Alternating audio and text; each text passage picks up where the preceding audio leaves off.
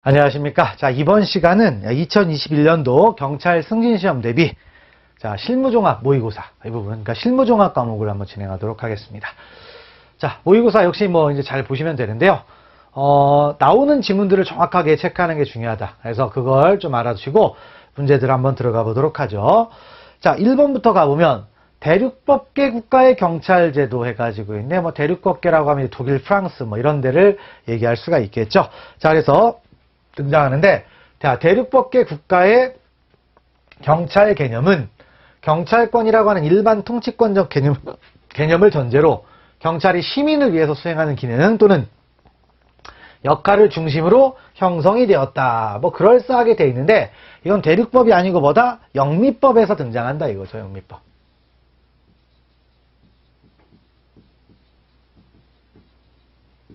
영미법계에서 이렇게 간다는 거니까, 그러니까 시민을 위해서 수행한다 이런 말 나오면 영미법이다 이렇게 보시면 되는 거죠.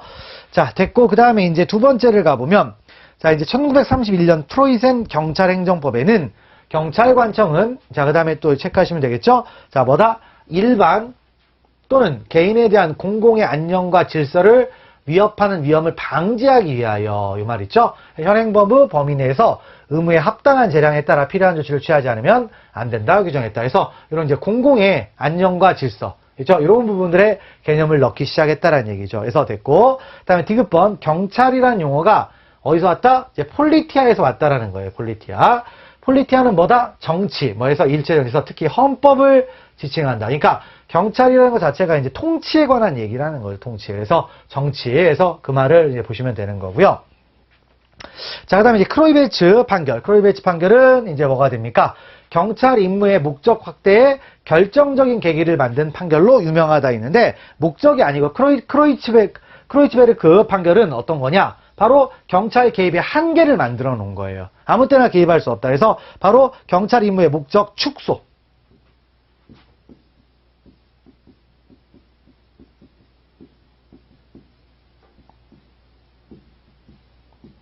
자, 경찰 임무 목적 축소에 역할이 있다라는 거죠. 그래서 크로이츠베르크 판결 이렇게 등장하는 거고요. 그다음에 경찰 국가 시대에 있네요. 자, 경찰 국가 시대에 경찰권은 소극적인 치안 유지만 할 뿐 적극적인 공공복지의 증진을 위하여 강제력 행사할 수 없었다. 이는데 경찰 국가라면 경찰이 모든 걸 다 하는 겁니다. 그래서 요 말 치안 유지 이런 말은 뭐냐면 방임주의 시대죠, 방임주의. 그래서 치안 국가 이렇게 얘기를 할 수가 있는데, 경찰 국가는 뭡니까? 적극적인 유지를 하는 거였어요. 그래서 적극적인 유지를 한다. 그래서 적극. 자, 경찰 국가는 적극적이죠.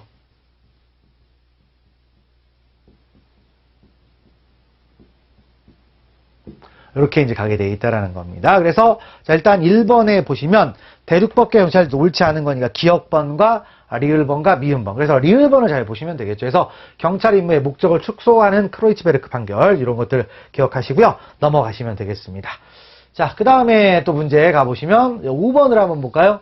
법률 제정의 순서가 과거에서 현재 순서로 옳은 거 돼가지고 있는데 연도를 봐야 되겠죠. 그래서 쭉 보니까 자, 보시면 경찰관 직무집행법이 있는데, 경찰관 직무집행법이 1958년 때 만들었다는 거죠.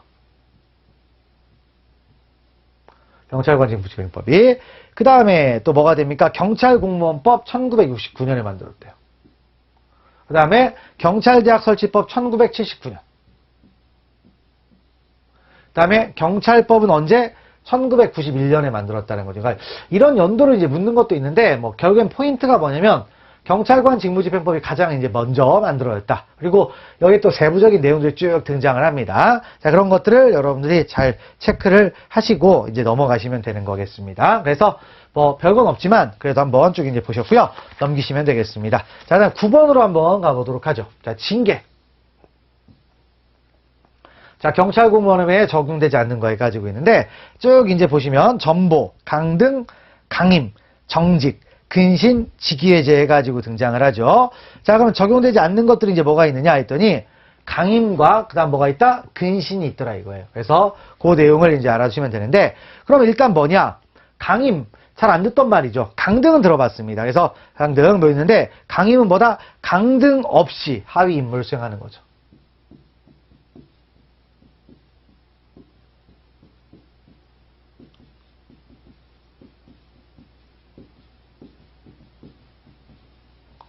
자, 강등 없이 하위 임무를 수행하는 걸 뭐라고 한다? 강임이라고 합니다. 그다음에 근신이라는 것은 15일 이내 동안 제한을 하는 거죠. 근데 이런 것들은 뭐냐면 어디에서 적용된다? 의무경찰에서 적용되는 거예요.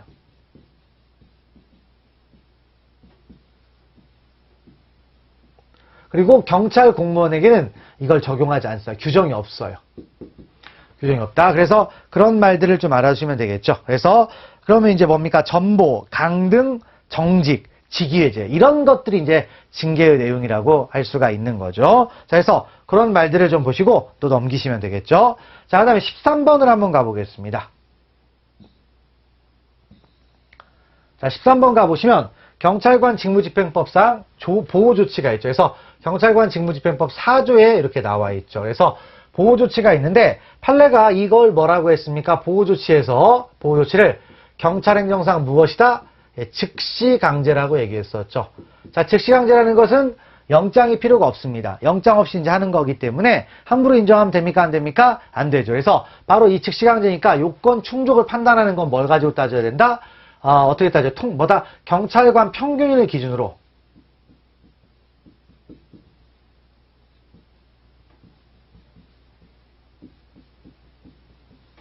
그 다음에 엄격하게 판단하라고 했죠. 자, 이런 얘기입니다. 그래서 이제 보시면 되는데, 자, 일단 대상자죠. 이제 대상자니까 법에 정해진 사람만 돼 있어요. 그래서 자살을 기도하는 사람 당연히 됩니다. 죽으면 안 되잖아요. 그 다음에 세 번째, 정신착란을 일으키거나 술에 취하여 자신 또는 다른 사람의 생명, 신체, 재산에 위해를 끼칠 우려가 있는 사람. 그래서 정신착란. 그 다음에 술에 취하여 자신 또는 타인의 생명, 신체, 재산에 위해를 끼칠 우려가 있는 자 있죠. 요게 이제 판례가 하나 있습니다. 그래서 요 사람 엄격하게 해석하기 때문에 알딸딸하게 취한 사람 이런 사람 안 돼요. 만취했다. 그래서 그런 것들을 기억하시고요. 그다음 세 번째, 미아, 병자, 부상자 등으로서 적당한 보호자가 없으며 응급구호가 필요하다고 인정되는 사람 있죠. 그래서 이런 사람이 되는데 다만 본인이 구호를 거절하는 경우에는 뭐다? 제외한다라는 거죠. 본인이 싫다면 어쩔 수 없는 거죠. 그래서 됐고, 그 다음에 네 번째, 천재, 사변, 인공구조물의 파손이나 붕괴, 교통사고, 위험물의 폭발, 위험한 동물들의 출현, 극도의 혼잡, 그밖의 위험한 사태로 인하여 생명 또는 신체에 위해를 당할 우려가 있는 사람이 있는데 이런 것 자체는 언급이 없습니다. 자, 우리가 4조에 나와 있는 사람만 봐야 되는데 이거 규정이 없다 이거죠. 그래서 4번이 답이 된다. 그래서 체크하시고 넘어가시면 되겠습니다. 자, 됐고 그 다음에 또 가보시면 17번을 한번 가보겠습니다. 또 예산법이네요. 그래서 경찰학이라는 실무종합이라는 게 상당히 광범위하다 보니까 이런 것들이 이제 등장할 수가 있죠. 예산. 그래서 옳지 않은 거 네 가지고 있는데 바로 예산법이 있습니다. 그래서 쭉 읽어보시면 국회는 국가의 예산안을 심의 확정하죠. 그래서 일단 예산 편성은 정부에게 있고 그 다음에 예산을 확정하는 건 어디에서 한다? 국회에서 하게 돼 있죠. 그래서 심의 확정을 하게 돼 있습니다. 그러면 당연히 뭘 해야 돼요? 정부는 국회에 제출을 해야 되죠. 예산안을. 그래서 예산안을 회계연도마다 편성을 해가지고 며칠? 90일 전까지 국회에 제출하게 되어 있습니다. 90일. 그래서 다 날짜가 있어요. 그리고 국회는 회계연도 개시 며칠? 30일 전까지 뭘 하게 되어 있다? 의결을 하게 되어 있습니다. 그래서 바로 예산안 통과 의결이 정해져 있죠. 그래서 30일 전이니까 언제겠습니까? 12월 2일? 1일인가 2일인가 이때쯤 되죠. 그래서 그런 것들을 이제 따지는 거죠. 그래서 맞는 얘기가 되어 있고요. 다음 두 번째 가보면 자, 새로운 회계연도가 개시될 때까지, 그러니까 바로 이 30일 있죠. 예산안이 의결되지 못했습니다. 그날까지 의결 못하면 어떤 식으로 가느냐? 그러면 그 다음에 예산 집행 못합니까? 아니죠. 그래서 정부는 최초 1개월분의 예산을 국회의 의결에 의하여 집행할 수도 있는데 이게 아니라 어떻게 되면 전년도 예산에 준해서 집행을 합니다.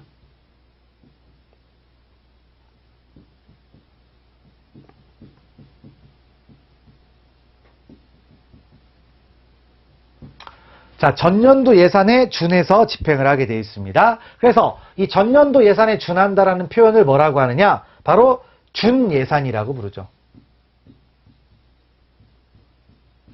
준예산. 그런데 여기서 정부는 최초 1개월분의 예산을 의결해서 요 부분 있죠? 요거는 뭐가 되냐면 가예산이라는 표현입니다. 근데 의결을 못했을 때는 어떻게 된다? 준예산이라는 제도가 있어요. 그래서 의결 못했다고 해서 집행 못하는 건 아닙니다. 근데 준예산은 전년도 기준이기 때문에 새로운 사업 같은 건 못하게 돼 있어요. 그래서 그런 내용들을 파악을 하시면 되겠고요. 그래서 2번 일단 틀렸다라는 거 보시고, 그 다음에 3번으로 가보시면, 한 회계연도를 넘어 계속하여 지출할 필요가 있을 때에는 정부는 연한을 정하여 계속비, 그래서 계속비로서 국회의 뭐다? 의결을 한다. 그러니까 뭐냐면 지속적으로 사업이 들어갈 만한 거, 예전에 뭐 KTX 사업 같은 거 있죠. 아니면 뭐다? FX 사업인가요? 뭐 이런 거, 국방개혁 이런 것들 같은 경우는 계속해서 들어갈 수밖에 없다라는 거죠. 그러면 국회의 의결을 미리 받는 거예요. 계속비로. 그래서 있고 넘어가시고요. 다음 4번. 예비비는 총액으로 국회 의결을 얻어야 된다. 그래서 총액으로 가는 거죠. 그러니까 항목이 딱히 정해져 있지는 않은 겁니다. 그래서 있고, 그 다음에 예비비의 지출은 차기 국회의 뭐다? 승인을 얻어야 돼. 차기 국회에서 승인. 그래서 일단 총액으로 의결한 다음에 이거 지출했으면 나중에 승인을 받으라 이거예요. 그래서 승인. 그래서 어디에서? 차기 국회에서. 그래서 그런 표현들을 놓고 넘어가시면 되겠습니다.